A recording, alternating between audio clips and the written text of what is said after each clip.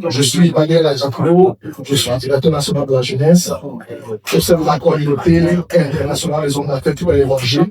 Je suis juriste de formation, je suis spécialiste du droit du transport et logistique. Je suis également fonctionnaire de l'enseignement technique, professeur de droit dans les lycées d'enseignement technique et dans les écoles supérieures. Je suis consultant, formateur et je suis directeur du cabinet de formation Leader en Action, cabinet de concept et de formation qui donne des formations dans le domaine de l'art oratoire, le leadership, le développement personnel et toute l'évaluation des technologies et tout ce qui est autour de ces choses-là. Je suis heureux de me retrouver ce soir à ce programme par expérience. Lorsque nous veut pouvoir dans la communauté, quel que soit l'événement, Dieu nous fait toujours du bien. Je veux te rassurer d'une chose. Si tu es là ce soir, tu ne repartiras pas comme tu es arrivé. Dieu te fera du bien. Amen. Et pendant qu'on chantait, il y a un chant qui dit donne la main. Et en fait, là, moi, bon, je ne veux pas déranger. Mais dis à ton voisin, cette semaine, c'est le double. Hein? Cette semaine, c'est le double. Ce mois, c'est le double. Tout ce que tu as fait va venir en double. Amen. Je n'ai pas entendu ton. Tout ce que tu as fait va venir en double. Amen. Il y a quelqu'un qui attend de l'argent ici? Hein? Si tu n'attends pas de l'argent, tu n'as pas d'argent. Quelqu'un attend de l'argent? L'argent que tu attendais arrive en double. Le grand si tu as payé une fois. Alors ici, nous préférons une fois pour le moment. Gloire au Seigneur. Alors, nous sommes ici invités ce soir par la communauté internationale des hommes d'affaires du plein évangile. En anglais, c'est le Business Men's Fellowship International. C'est une association, comme toutes les autres associations,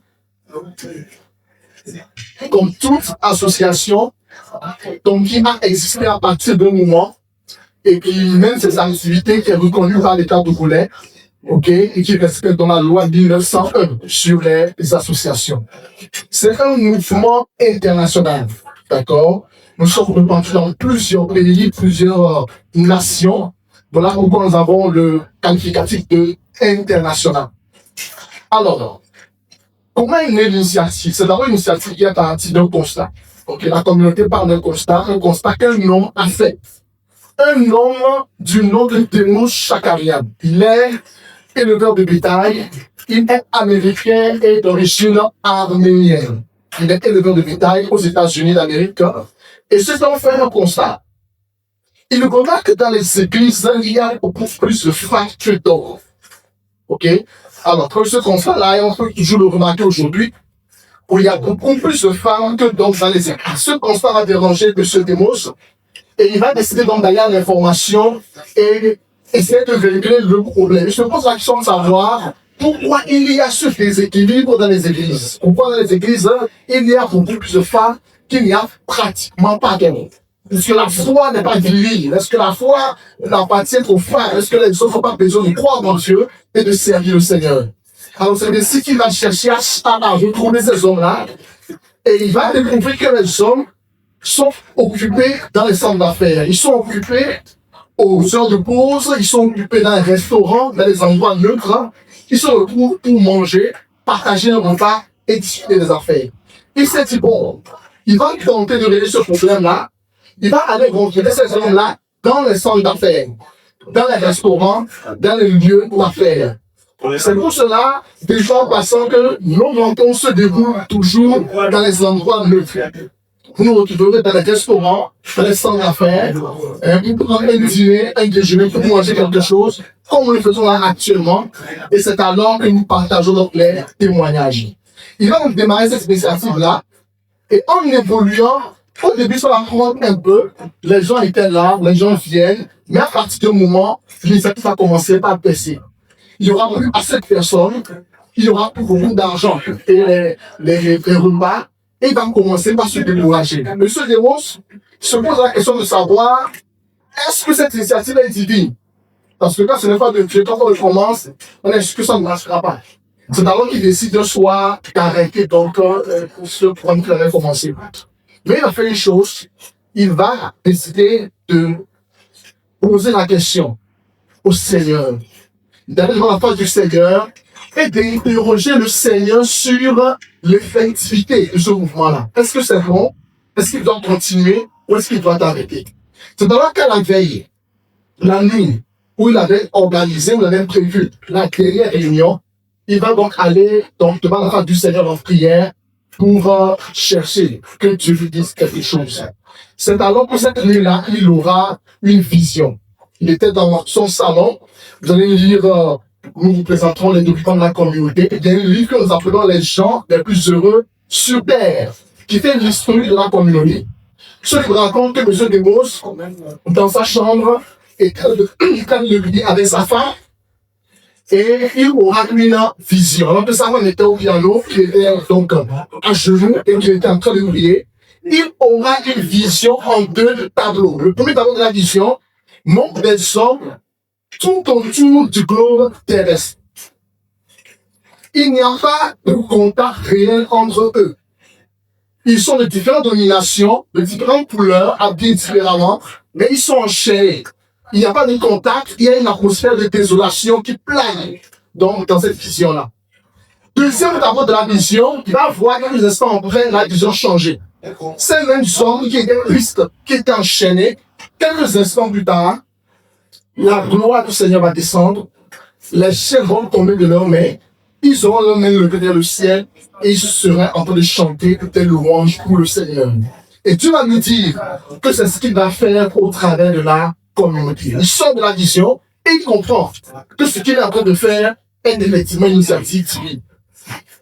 En plus de cela, les jours qui vont suivre, plusieurs personnes viendront envoyées par le Saint-Esprit pour encourager la vision. Les gens viendront donner de leur argent. Une personne va mettre à disposition sur les billets pour qu'on imprime des revues d'une voix sur les revues qui font donc le recueil des témoignages. Parce que ce sont un trois lieux de témoignages. Un homme viendra, il s'appelle Malcolm Dice, qui va finir $, ok, pour donc faire reprendre le mouvement. C'est ainsi qu'aujourd'hui nous avons donc le mouvement d'entraide pour donc faire qu'il y a la communauté où on veut décider d'offrir pour soutenir le mouvement. Depuis ce moment, cela va partir, l'initiative va continuer et donc le mouvement va se multiplier au travers du monde entier.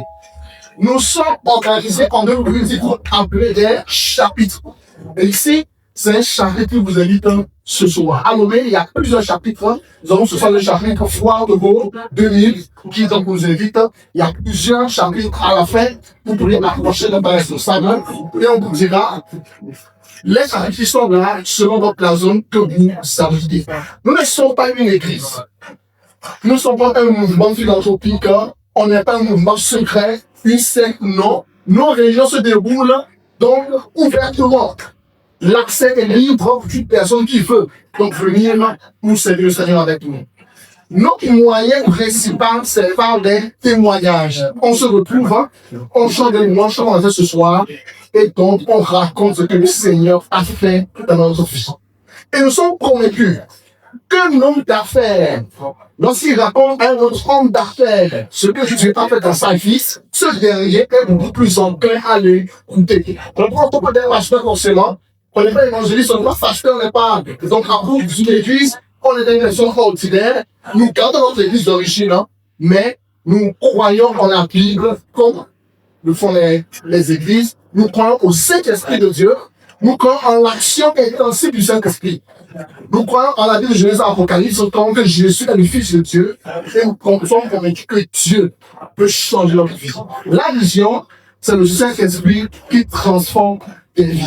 Que ce soit, nous sommes convaincus que le Saint-Esprit va transformer la vie d'une personne.